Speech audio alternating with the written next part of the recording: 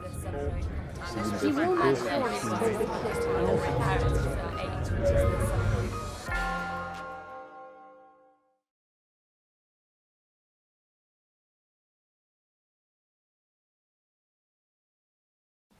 name is Matthew Grimley. I'm one of the history tutors here at Merton, and I just wanted on behalf of the college really to welcome you all to Merton for the second of Professor Lorraine Daston's series of events as Oxford's first Humanitas Professor of the History of Ideas. We're most grateful to Francis Finlay, who is the donor for these lectures, and to Lord Weidenfeld and the Institute of Strategic Dialogue for coming up with the idea for this chair and for facilitating it. Before I hand over to Professor Laurence Brockliss, who's going to chair today's seminar, or symposium rather, I'd just like to mention the final event in this series, which is tomorrow at 1 p.m.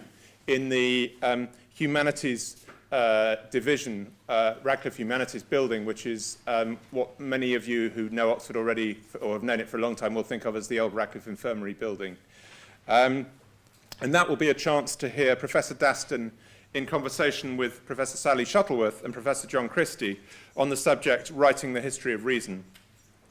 If you're going to that event, it's in the Philosophy Lecture Theatre, which is on the second floor of Radcliffe Humanities. So do remember not to come to Merton out of force of habit if you've been coming to these lectures through the week, because it's quite a long way across town to the Woodstock Road, which is where that building is. And that's at 1 o'clock, just as a recap. Today's event is a symposium on the new history of scientific experience, observing, experimenting, collecting, representing, and reading in early modern Europe.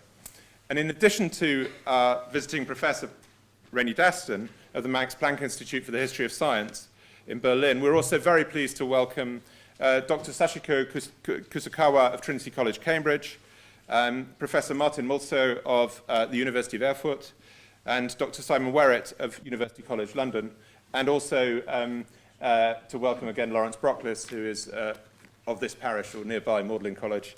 And unfortunately, the fourth member of our panel, Dr. Rodri Lewis of St. Hugh's, has had to pull out because he's got bronchitis and his doctor has told him not to speak. So we're very sorry about that, but that means we'll have longer to hear about our other presentations. So Professor Brockliss is going to chair, so I'm going to hand over to him now. Thank you, Matthew. Well, I welcome you all to this evening's symposium, especially on such a cold night as this. I'm afraid that I only know a few of you in the audience, so when we come to the discussion afterwards, I will be reduced, I suspect, to just sort of pointing vaguely in the direction of the person who's got their hand up. Anyway, we're going to run this in the following way.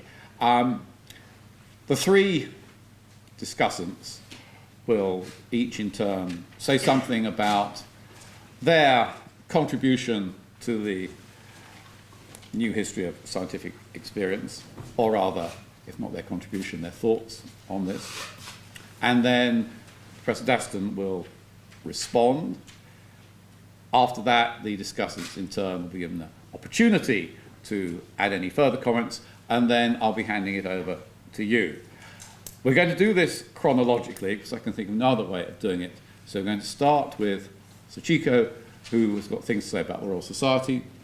Then we're going to pass on to Martin, who has interesting thoughts on numismatics, and we'll end up with Simon, who is going to tell us all about James Watt.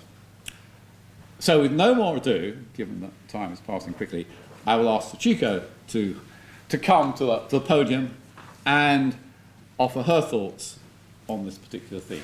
So thanks, Sachiko.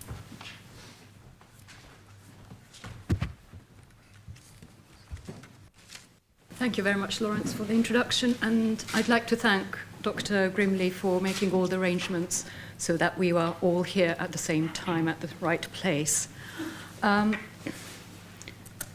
This is a hand-drawn copy of an engraving from issue number 170 of Philosophical Transactions in ink and wash by Thomas Kirk, drawn 2 years after his election as Fellow of the Royal Society.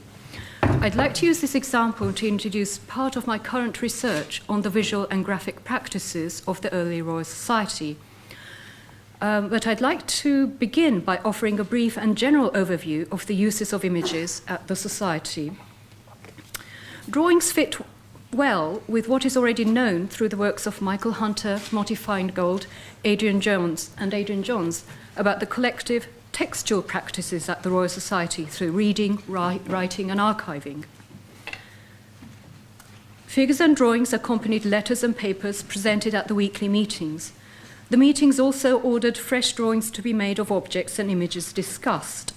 Some of the submitted drawings were judged to require correction, while drawings commissioned at a meeting were brought back the following week for approval. Drawings were archived in the way that letters and papers were. Those deemed important were copied into the register book. The original drawings were usually kept together with the letters, while figures of instruments and diagrams were often copied into the journal book. Thus, multiple versions of the same image may be found in the archives of the Royal Society, with varying degrees of fidelity to the original. Recently, Kristin Federica Frost at Oxford has shown how the figures of instruments reproduced in Thomas Birch's History of the Royal Society are based on drawings from the archives that are not necessarily the most accurate. In the case of images, there were additional destinations for archiving. For example, prints of birds sent from Germany were glued into Willoughby's ornithology kept in the library. A drawing of a monstrous birth was filed into a book of drawings, which unfortunately is no longer extant. The point of such archival efforts was to enable retrieval of information in the future. A drawing of a swordfish, first shown at a meeting in 1694, was brought back to a meeting 8 years later in 1702. Even when a drawing had been printed as an engraving in Philosophical Transactions, it was the drawing that was retrieved for further examination at the Society's meetings. Not all, but quite a few of the drawings received and generated by the Royal Society were published in Philosophical Transactions, mostly as a separate sheet of intaglio print. The surviving drawings record several names of draftsmen who remained invisible in print unless they were fellows or friends of fellows. The drawings were usually cut into pieces and transferred to the plate, typically using red chalk backing.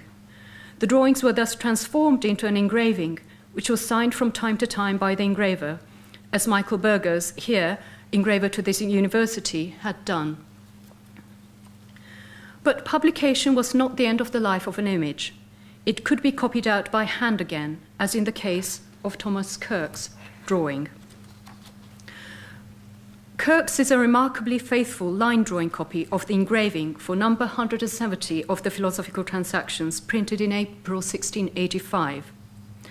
Kirk was from Cookridge, Leeds, and part of a circle of like-minded people in York who were interested in the study of natural and antiquarian topics, which included the physician and naturalist Martin Lister, the antiquarian Ralph Thoresby, the glass painter Henry Giles, and the engraver William Lodge.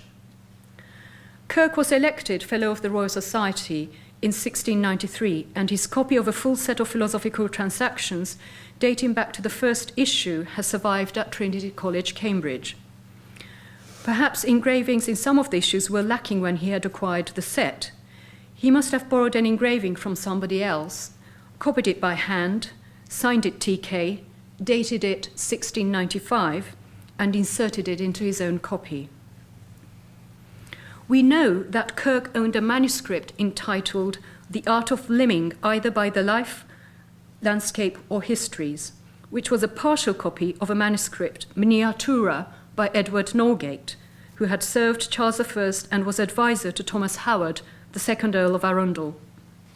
Kirk probably copied the Norgate manuscript owned by his friend, the glass painter Henry Giles. The version of the Norgate manuscript held by Giles and Kirk was different from other versions, including contemporary printed editions, in that it offered detailed instructions about how to master the art of drawing by copying a print faithfully. It advised a daily practice of copying a print of a master like Albrecht Dürer. While copybooks for learning how to draw proliferated in this period, as shown here in a painting by Mathieu Lenain, the Norgate manual was explicit that the print to copy had to be by a distinguished master. Choosing a good quality print was thus important. When Kirk was visiting London in 1674, he was armed with a list of collectible prints sent to him by Giles, and planned to meet up with William Lodge, the engraver, and watch him choose good prints in order to better his own judgment. We don't know what kind of prints Lodge chose, nor what prints Giles had recommended Kirk to collect, but Kirk's case certainly indicates how the print was a medium for training the eye as well as the hand. And judging from his copy of the engraving of Philosophical Transactions, Kirk had indeed become proficient in drawing. Kirk's case suggests the possible role of the images in Philosophical Transactions as training its readers' eyes and hands. It also allows us to think about how graphic skills generally available at the time might have been refined, distilled, and developed through the medium of print in a way that was specific for scientific knowledge. Further examination of the graphic ideals, skills, and practices of those who are interested in investigating nature, I suggest, is one way to enrich our understanding of scientific experience in the early modern period. Thank you. Thank you.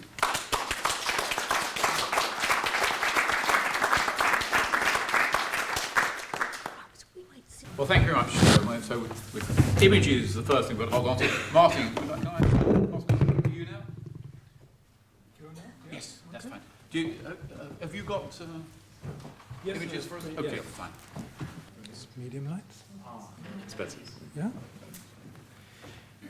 So we've learned a lot about scientific practices over the past 2 or 3 decades, and we've learned a lot less, I think, about scholarly practices, especially in the field about which I will talk here in numismatics. I've found the working tools, the Handapparat, the apparatus of one of the greatest numismatists around 1700, Andreas Morell, in the State Archive of Rudolstadt, a small German town in Thuringia. This apparatus consists of thousands of impressions of coins, dozens of pictorial notebooks, indexing volumes, of booklets with lists and tables, and of letters from colleagues to Morell. We still have at our castle in Gotha the coins themselves that surrounded Morell when he was working in his study. Who was Andreas Morell? He was Swiss-born in Bern in 1646, made a career in Paris in the 1680s, where he developed the bold plan to draw and classify all coins of antiquity. He estimated between 20,000 and 25,000 different types of coins. Never had anyone attempted this undertaking so far. Only Hubert Goltzius had aimed at it, as Morell could learn from Goltzius' papers that he saw in Paris. Morell was especially famous for his drawing skills, but was also a profound classicist. In Paris, he could have become the curator of the world's biggest and most important coin cabinet, the one of Louis XIV. He had only to convert to Catholicism, which he didn't. So they put him into prison instead, by lettre de cachet, and he had to spend 3 or 4 years until he came loose and fled France in 1691. He found employment at the small German court of Arnstadt, where a count obsessed by coins was establishing one of the largest collections in Germany, thereby ruining the finances of his small territory. Morell died there in 1703, leaving his huge project unfinished. Only posthumously in the 1730s and 50s appeared some parts of the Thesaurus Morellianus, still with 5,000 or 6,000 depicted coins, a standard reference work well into the 19th and 20th centuries. Such a big undertaking requires sophisticated working practices and developed logistics. How is it possible for a single man to analyze the entirety of ancient coins, the number of which Morell certainly underestimated? First, there's the question of mobility. Through Morell's letters and references to specific collections in his notes, it is partly possible to follow him through his visit from coin cabinet to coin cabinet in Paris, Switzerland, Italy, Holland, and Germany. We can also see how he exchanged information by letters or borrowed items from friends. The decisive question here is, though, about the pictorial character of the information. How is such an information being transmitted? Obviously by drawings. To be an excellent draughtsman was necessary for his work because drawing always meant interpreting as well. I will give you an example. In 1683, Morel depicted in his Specimen Universae Numare Antiquae a coin by Emperor Lucius Verus with a serpent on the reverse and the name Glykon. Only after studying Lucian and looking at the coin time and again, he confessed in the second edition of the book that he now recognized that the serpent's head was a human face, and he corrected his initial drawing. Why did Morel surmount other numismatists as a draughtsman? Because he was trained as a miniaturist in Bern, like other artists of that city as well, for instance, Wilhelm Stettler, who worked for the coin connoisseur Charles Patin. In Calvinism, painting of big canvases was not popular out of religious reasons, so artists often turned to minuscule objects. It's no wonder that Swiss miniaturists worked in Paris, where there was demand for their skills. In looking at how Morel depicted coins, we see that his drawings are beautiful, idealized illustrations. The fringes are made ideally round, not regarding the actual unevenness. Inscriptions are complemented, and figures are perfected. There are, of course, very different ways to make the illustrations. Goltzius, for example, did it by chiaroscuro technique, while Morel preferred pure disegno. The question is now, how can one draw these high-quality depictions under time pressure? If you're in a foreign coin cabinet and have only a few hours or even less, but want to depict dozens and dozens of coins, there's only one method to do that, to take imprints or impressions. Morel took imprints with glue from the air bladder of the sturgeon, the Isinglass, Hausenblase in German, and recommends this technique to others. In Rudolstadt, I found 4 boxes with about 2,000 of these Isinglass imprints. Whenever he brought a number of imprints home from visiting cabinets, he could calmly copy the inscriptions and figures of the coins into his drawings. He called it rund machen, to make the delineations sound and perfect. Often several of these imprints were wrapped in small paper envelopes, which were carefully labeled with numbers, probably numbers that Morel ascribed to the coins, with names of emperors or their wives, or moneyers in the case of republican coins. It seems that Morel stored these envelopes in boxes or drawers where he could easily find them. How then did Morel organize his thousands of Isinglass imprints? Neither boxes nor drawers have survived from which we could study his storing methods. In one of his books, however, he gives advice to form series of imprints and insert them into specifically prepared books which have bufferings, cushions, paddings between the pages. There are no remains of such books in the Rudolstadt archive either, but they may well have existed. What does exist are 2 series of pictorial notebooks, one on Republican coins and the other series on Roman Imperial coins. These notebooks are quite spectacular. They are bound in a way that they could have been transported easily while Morel was traveling. The notebooks contain raw sketches of coins as well as accomplished drawings. That's the inside. And furthermore, printed coin illustrations that Morel cut out of numismatic works and pasted into his notebook. Even small passages of descriptions can be found. Sometimes on the left side there was a space for pasted illustrations or raw drawing, which then has been perfected on the right side. The notebooks on imperial coins are ordered conventionally according to the chronology of Roman emperors, the ones on republican coins according to the gentes of the Manias. There are unbound sheets of paper extant on which Morel delineated his accomplished drawings from the original or the isinglass imprint, which he then cut out and glued into the appropriate page of the notebook. It seems instructive to compare or contrast Morel's visual techniques with those of other disciplines, for instance, those of architects or botanists. In botanical notebooks, there are inserted visual representations as well, either specimen of the plants themselves or depictions of them. For in botany, you also have the problem that you cannot extensively study the object in their natural surroundings, but have to bring them, or representations of them, to your own place.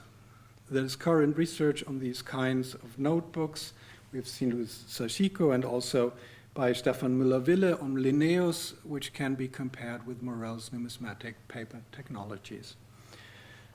Sometimes in the notebooks, but also on the isinglass imprint envelopes, there are traces of Morel's reference practices to other numismatic works. For instance, in the case of the Seleucus tetradrachm, he hints to Vaillant, which means that he consulted Jean-Foy Vaillant's book Seleucidarum Imperium from 1681, page 35. There we find a description of this coin where it is explained that the head shows Alexander the Great, while on the reverse there is a Hercules implying that the Seleucids and Alexander descended from that hero. Morel always had a great number of these numismatic standard works at hand, certainly filled with annotations of his pen. Most important, however, for Morel's working practices are a number of very provisional notebooks of lists and tables. On occasions, Morel had already started on the inside of the imprint envelopes to make lists of the coins of which the imprints were made from. To give an example, once he made isinglass glue imprints and then drawings from 23 Roman coins from the time of the Flavian emperors Vespasian, Titus, and Domitian. Morel tried immediately to establish a chronological order on the from Vespasian's Judea Devicta coins from the year 70 to those coins with feature on the reverse already Titus or Domitian. But actually it is very difficult to give here any chronological order since all these denars are from the years 69-70. Easier to list chronologically were the provincial coins of Alexandria, which have complicated designations of years, though, starting with an L, which was the Egyptian demotic sign for year. Morel was already able to decipher that code and filled a whole book with listings and depiction of these coins according to their chronological order. What did he do to establish more sophisticated orders of coins, taking into account not only a small number of imprints, but many other imprint series as well? For that, he needed the provisional list notebook to insert his partial listings with the numbers he gave to the coins in order to arrange more complete lists. Lots of hard work of comparing, trial and error listening, correcting and rearranging must have been invested in this stage. Eventually, Morel arrived at provisional arrangement of the final tables he wanted to present on the plates of his printed work. For these arrangements sufficed abbreviated sketches. The final tables were then printed in the Thesaurus Morellianus. Was Morel only concerned with visual material, or did he also write and arrange texts? Naturally, the numismatist's works consist to equal parts in textual analysis and in pictorial comparison. Morel's correspondence, for instance, with Spanheim shows how much he was involved in erudite discussions about meaning and context of coins. I mentioned already that there are a few descriptive passages in his notebooks, but most of the notebooks contain only drawings. Where are the texts? They must have got lost in separate booklets maybe, but also as marginal notes in Morel's reference books. Indeed, the text passages of the Thesaurus Morellianus volumes are not by Morel himself, but by other scholars who complemented Morel's plates with them posthumously. We have only the report how Morel arranged his personal copy of Charles Patin's 1663 edition of Fulvio Orsini's Familiae Romani in Antiquis Numismatibus. In fact, he used 2 copies of the same book. He separated the pages from the binding, cut the pages paragraph-wise into pieces, and glued them on new paper, leaving a space between the paragraphs, which he could then fill with his own additions and observations. He needed 2 copies of the book because he had to use the back side of each page as well to cut into its paragraphs and glue it on new paper. Then he asked the bookbinder to bind the new sheets of paper together again as a book. Morel wanted to use this enriched copy of the work as a master copy for his work on Roman Republican coins, with the text by Orsini and Patin plus his own remarks. Finally, there are index volumes which also belong to the working tools on Morel's desk. The indexes refer accurately to the final arrangements of the plates. When Morel died, the plates were transferred to a publisher in Leipzig, but never appeared there. After the publisher's death, they were sold to the Netherlands, where the publisher Wettstein had to look for philologists who would take over the huge task to write the text volumes to match the volumes with the plates. No easy search. To conclude, I'm still at the outset in reconstructing Morel's practices in regard to his working tools. My account was only a preliminary sketch. There is still a lot to do in order to understand in detail how Morel worked and to which extent Morel's practices are typical for his generation of numismatists.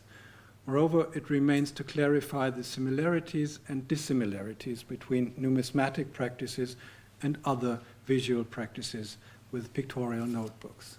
Thank you very much.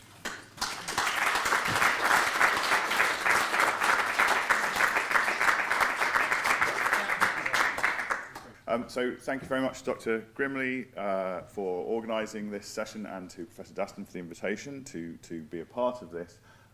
So I took my remit to be to have one image that summed up what I was making of the scientific experience at the moment in my research, and I chose this one. This is the table from James Watt's workshop. So James Watt, famous for his improvements of the steam engine, when he was an old man, he had a garret workshop at the top of his house in Heathfield near Birmingham, and when he died in 1819, the workshop was kept allegedly as it was when he died for many years in memory of him, and then in 1924 it was transferred to the Science Museum, and it's just recently been reinstalled in the ground floor of the Science Museum, so you can go and see this. I'm not sure if everything on this table is as it was the day that James Watt died. I doubt that very much.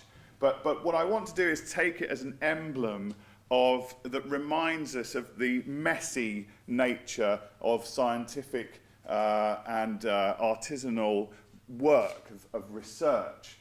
So we've got all kinds of rubbish and bits and pieces on here. There's string, bits of old rope, a hammer, a spoon, a syringe, and so on. And I take this as an emblem of the way in which scientific research is about bricolage, about taking things that are ready to hand, particularly in this case, and putting them together to produce new kinds of material culture and then ultimately new knowledge. And one of the things I'm fascinated by this aspect of science, because on the one hand, clearly science is a science of order and very careful, meticulous archives, as Professor Daston has shown us. On the other hand, there is this kind of very messy element to it. So this is a kind of archive. I'm sure that if it was exactly what Watt had on his table, he would have known what every piece was about and where it was, or mostly where it was and how to access it and so on and so forth. But what you've got here is the use of very mundane, local material resources to do scientific and technological work. And it's that kind of role of mundane, ready-to-hand, kind of everyday rubbish in science that I'm fascinated by. And the research I'm doing at the moment is really about this kind of mundane material culture. So we have a fantastic story about the exotica of science and the importance of things that come from very far away. But I'm actually interested in the things that you could just pick up around you in your everyday life, in your house or in your workshop, and how those get worked into the story of the scientific revolution. So we have James Watt's first model of the separate condenser. Jane Inslee of the Science Museum tells me that was made with the tube from an enema syringe, which is possibly what you can see on the table here. If you read Joseph Priestley, when he talks about his experiments in chemistry, he's always using tubs and teacups and tobacco pipes. Stephen Hales is the same. He makes a very nice ship fumigator out of porridge pots, hoppers, and old bullets. And so there are lots and lots of ways in which early modern science uses this kind of thing, and that's what I'm interested in. And I'm seeing this, what I'm calling horribly anachronistically, a kind of scientific recycling of materials. I'm seeing that as part of a larger stewardship of materials in scientific settings that I want to try to investigate and capture. So that involves looking at, first of all, the ways that mundane things are used, looking at repair work, how things are maintained, and also how natural philosophers exchanged goods and materials, the second-hand markets for science, things like auctions and used bookshops and the kind of jumble sales and flea markets of science.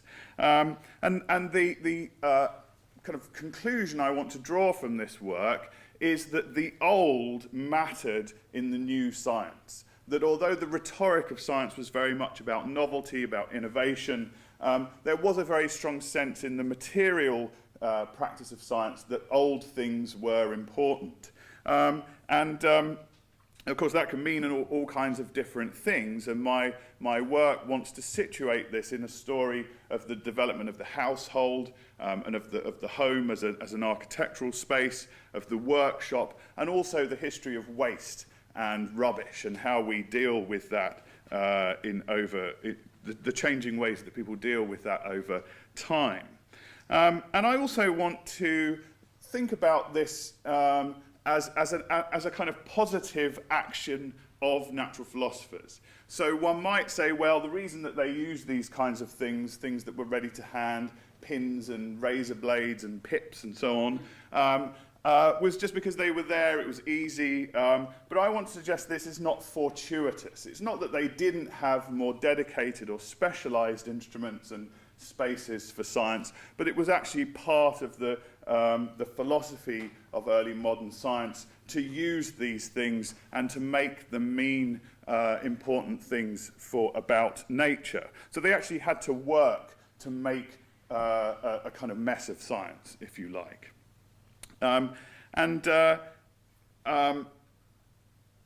So essentially, I'm gonna wrap up there. But clearly, this isn't the only kind of thing that was being done in natural philosophy. There's always a dialogue between the old and the new in this story, but the old part of that, I think, has tended to be a bit neglected, and that's what I want to concentrate on. So, thank you very much. Well, thank you, all three of you.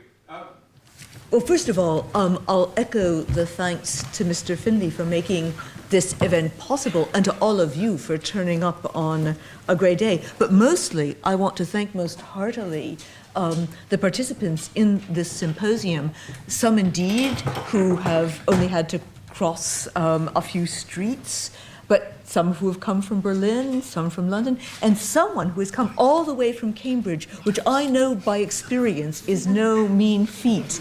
I have never taken a longer bus ride than the bus ride from Oxford to Cambridge. So thank you all very much. And thank you all for also these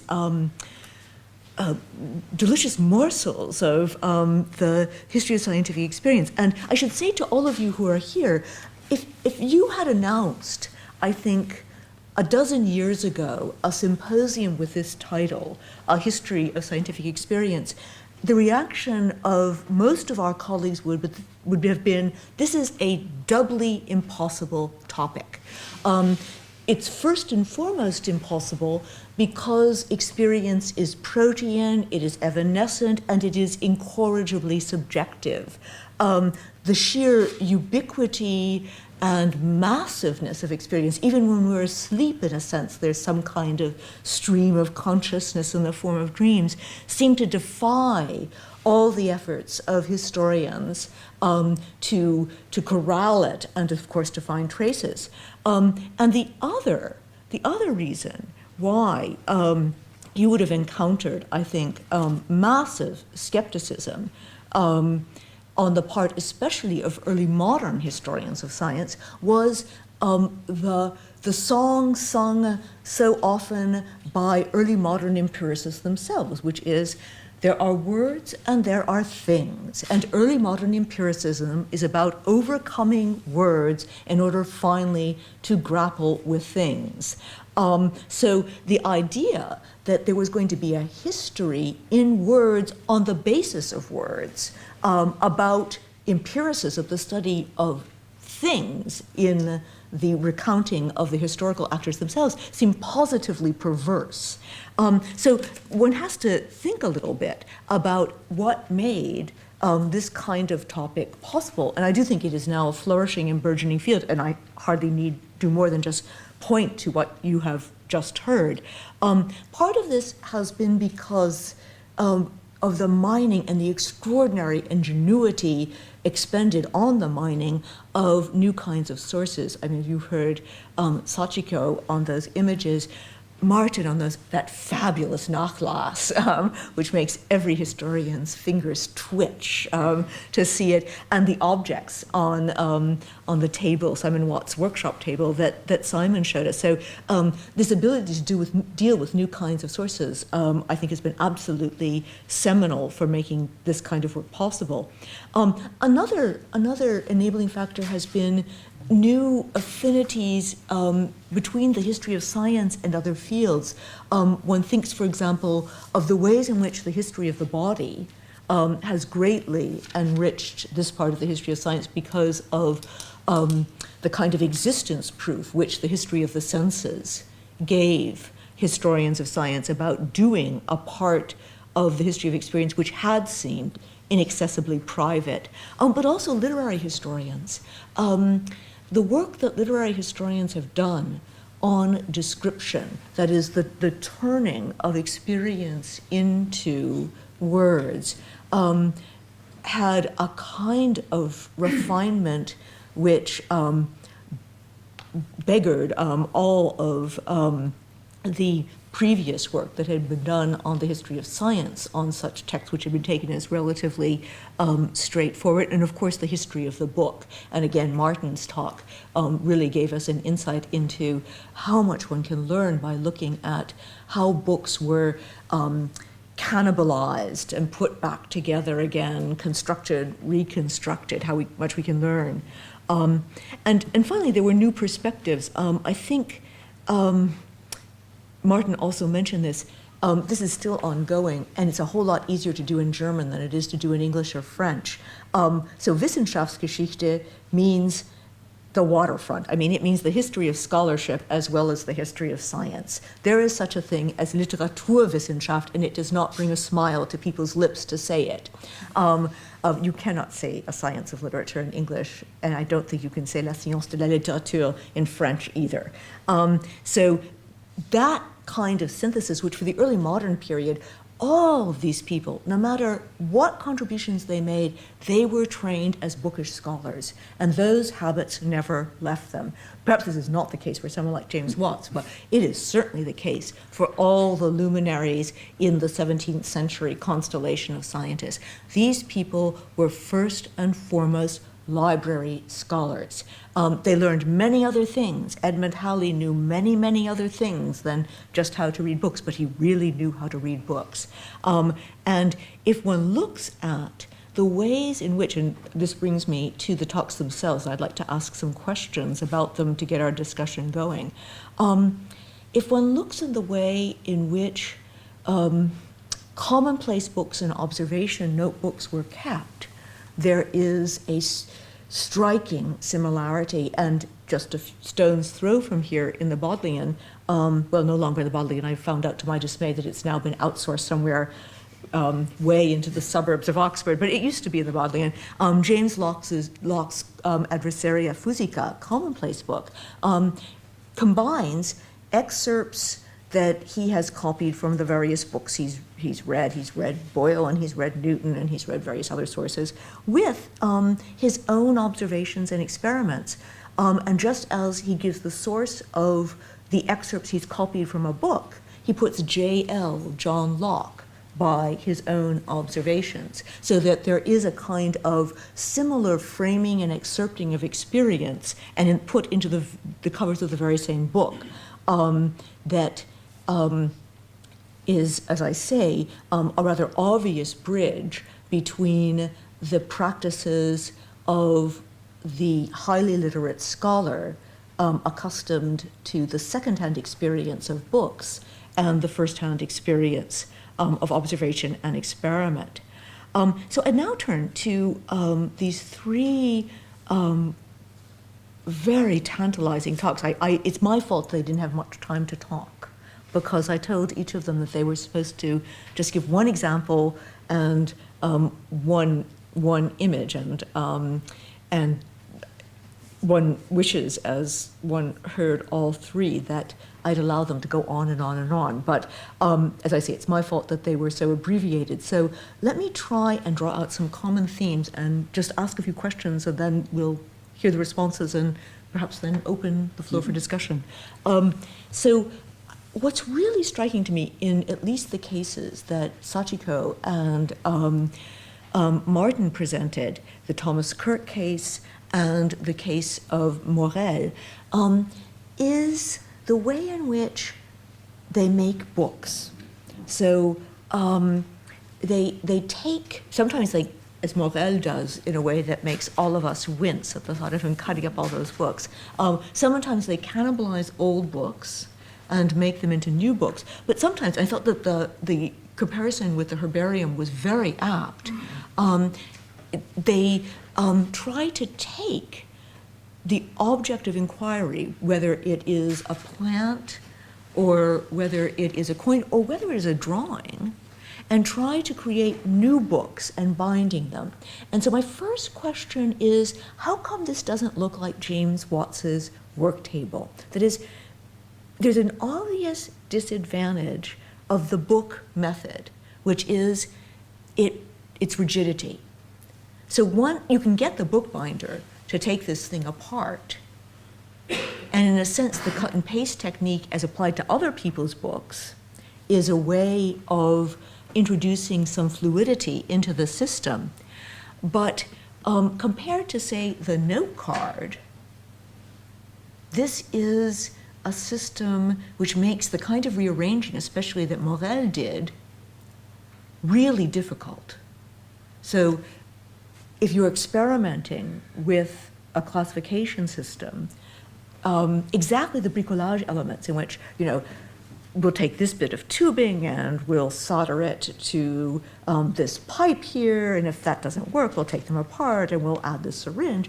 That is, it's not made impossible, but it's made much more difficult. I recently heard a talk by Stefan Müller-Wille, whom Martin mentioned, about how Linnaeus, in the twilight of his years, with the utmost reluctance, went from this book technology to note cards. And the reason he seems to have done so was desperation. He could feel the sands of time running out, and he felt he didn't have the time anymore for this book technology. But Stefan thinks that he did so with terror in his heart, for the obvious reason that note cards can get misplaced and lost. So this brings me, so that's my first question to those of you who are working with the less messy. There seems to be a presumption of knowledge which is, and Morella seems to be the perfect example of this, when I am finished, this will be done for all time. No one will ever have to classify Greco-Roman coins again, all 20,000 of them.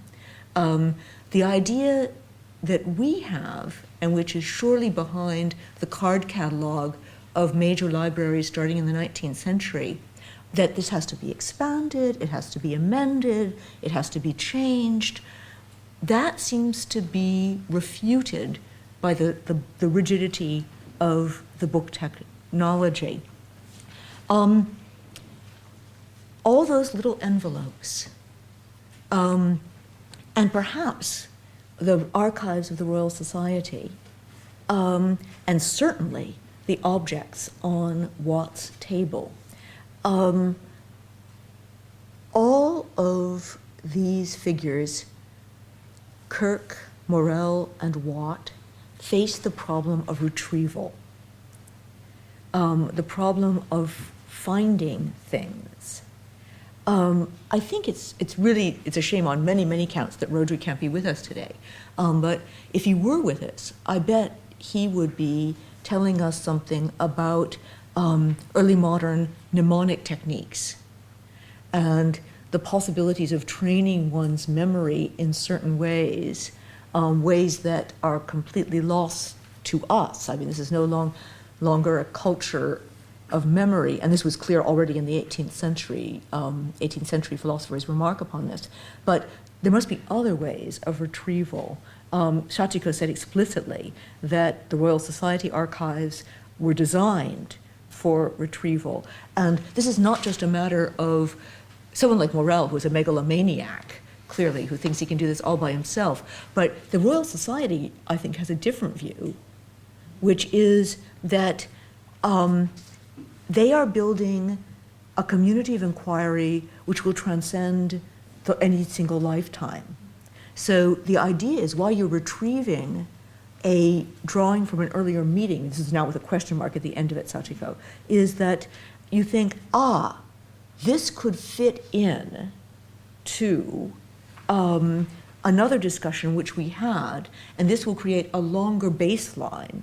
I remember once, I think it was the journal book of the Royal Society that I was looking at, and John Evelyn had come up with it was a very John Evelyn kind of story. He brought some kind of story about a sparrow that had been frozen and apparently dead on a day like today in January, and he brought the sparrow and the sparrow revived by a fire. This discussion goes on and on and on from meeting to meeting, and they dig up more and more examples from previous letters about, for example, I think it was Moray, who buried a frog for a whole winter in a clay pot, and then it revived in the spring. So various stories of animal resurrection.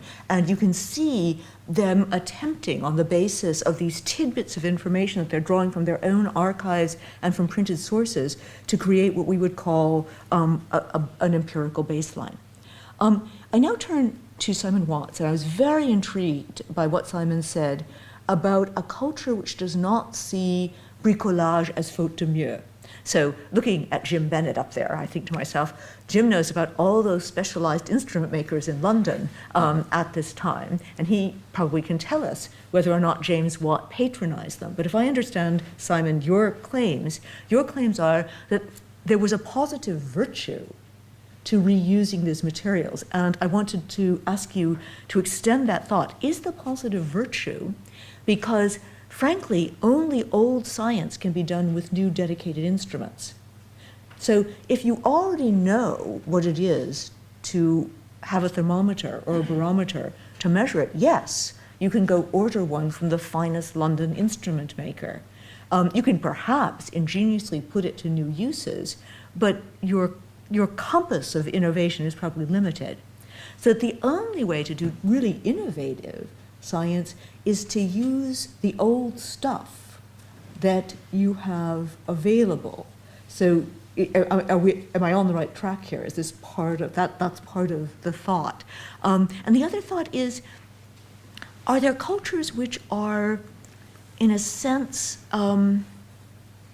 more likely to be bricolage cultures than others? So we live in a culture of excess and a lot of trash.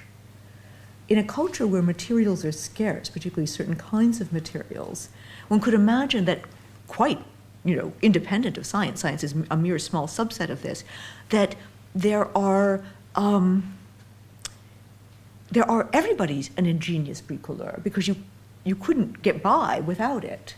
So that everybody, as is certainly the case, anybody who's ever been camping, for example, suddenly learns 1,001 uses of a little piece of aluminum foil. So that this is a culture which takes positive pleasure in not just recycling but reimagining.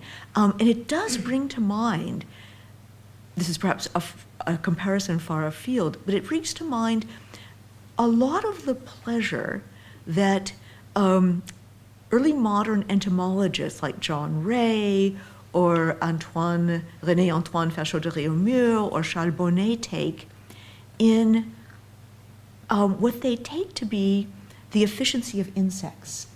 And they talk about how the insects do not waste anything, how every little part of the insect has some purpose. So there's a kind of a combination of an aesthetic and a morality of total economy, of nothing ever going to waste, which at least resonates. This may be a wild analogy. Anyhow, I will stop there because I'm very curious to hear your responses to this. Well, thank you very much, Monica. Would you three like to say anything? I don't know whether I want to go in order again. Sachiko, have you got any comments you'd like to bring to the table? Yes, I probably would like to. May I actually recall my own pictures? I just wanted to, in terms of the bookish nature of all this pictorial uses, I just wanted to confirm by actually saying that in this particular set of drawings, which are the original drawings for this engraving,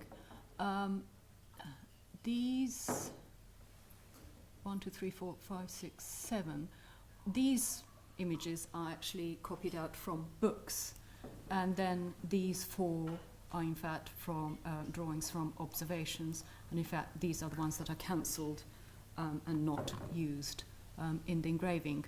So in a way one can actually look at this as a sort of pictorial analogue of the compilation techniques that Renaissance scholars are so very used to. So that was just one thing I wanted to point out.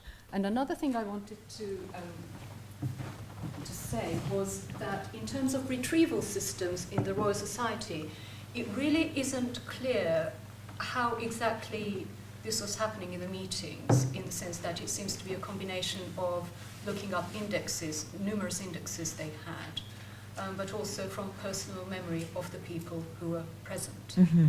And so institutional memory seemed to be carried on in person, as well as on paper. The complication is, in fact, I didn't say much. I mean, I felt I didn't have time to say how complicated the Royal Society archives are, but anybody who's worked in them would know that the journal books have a copy, the register books have a copy, the letter books are copied. So in fact, there are sort of, the archives were sort of copied within the institution, and some of them are constantly going missing. And there's a sense in which, although they are really trying to set up an archive which would be a repository for the future, they are really not in control of it. And so it's really, so in a way, when thinking about, you know, why didn't they think of doing things otherwise to get past the disadvantages of the limitation of the kind of book culture? It seems to me that in practice, although in aspiration they were hoping to have an excellent retrieval system, in practice even they weren't even managing to realize what they were hoping to do. Mm-hmm. So those would be my comments specifically to your questions. Mm-hmm. Do you want to? Yeah, just a few thoughts. Problem of retrieval also. Yes, Morel was working alone. That was his personal system, I think, that he developed, although I still have to compare it with other remains of other numismatists and see how personal it really was. But the tragic thing is that a couple of years after his death, the whole coin cabinet was sold from Arnstadt to Gotha. Even the furniture was sold and went to Gotha, but his apparatus remained there.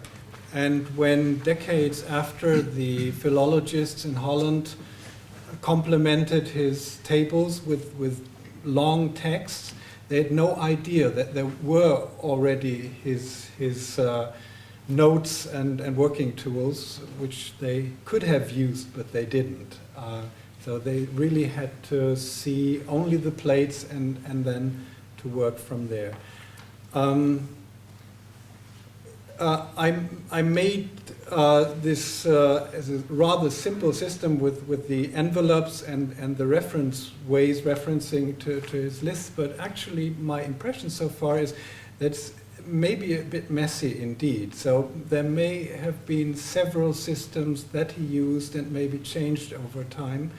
And this I can find out only after I've examined hundreds of these envelopes, which I still have to do. So it's certainly not that easy. Also, these books with lists seem to be extremely messy, and it will take some time to really to have an idea of how he really worked in detail.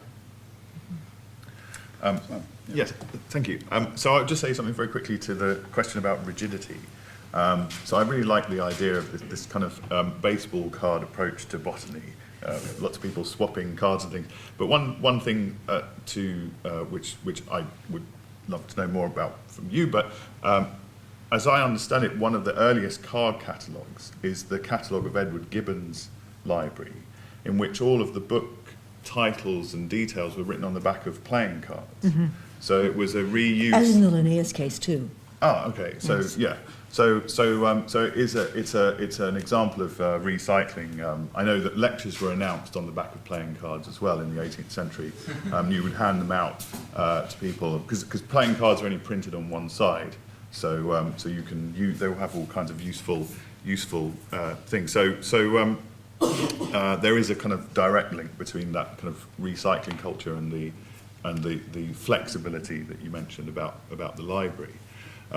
In terms of scarcity, the kind of obvious contrast between communities, some of whom are more bricoleurs than others, in terms of scarcity, is a story about the colonies, about North America. In the 18th century, there's a book by Silvio Bedini about the North Americans as tinkerers. That because they are far away from the metropolis, they don't have access to the same kinds of materials that were available to the Fleet Street instrument makers, and therefore they are ingenious and inventive and used, say, maple and cherry wood instead of brass to make an instrument. So that would be an example of that. However, I think there's also, it's very interesting to look at the way that the stories about different degrees of bricolage are used, because what they tend to do is to say that the people in the metropolis weren't bricoleurs. The people in the Royal Society make new instruments with the appropriate materials, and then the colonials are kind of lesser beings who have to make things up as they go along and put things together out of just local resources. And I think that's a kind of dubious picture. I think there's kind of some differentiating work going on in that description. And actually, what I would want to say is that the people in the centre, in the metropolis, in the Royal Society, in Fleet Street, are just as much bricoleurs as the colonial instrument makers and navigators and so on. But the range of materials and techniques that they use might be different. So I don't want to use that difference in scarcity and bricolage to tell stories about differences in empire. And then in terms of insects, also very interesting. One of the things I'd like to do in this story is to tie up the history of rubbish and the trivial material culture of science with the history of natural theology. So it seems to me that natural theology is one way to legitimize a philosophy that takes things like old razor blades and pin needles and pips and so on as legitimate, as useful scientific materials. So if you think of the kinds of things that appear in micrographia, for example, what natural theology does is basically say that's not only okay to do, but it's the way you know about the divine plan. So the kind of the insect and their approach to materials and the kind of lack of waste is theologizing what's going on in the kitchen, in experimental spaces and places like Watts. Well, I mean, Watts is a bit later, but this kind of space is present, I want to say, from the at least the late 16th century. So I think that they're very tied up, those two stories. And yeah, I absolutely agree that insects tell us much about waste.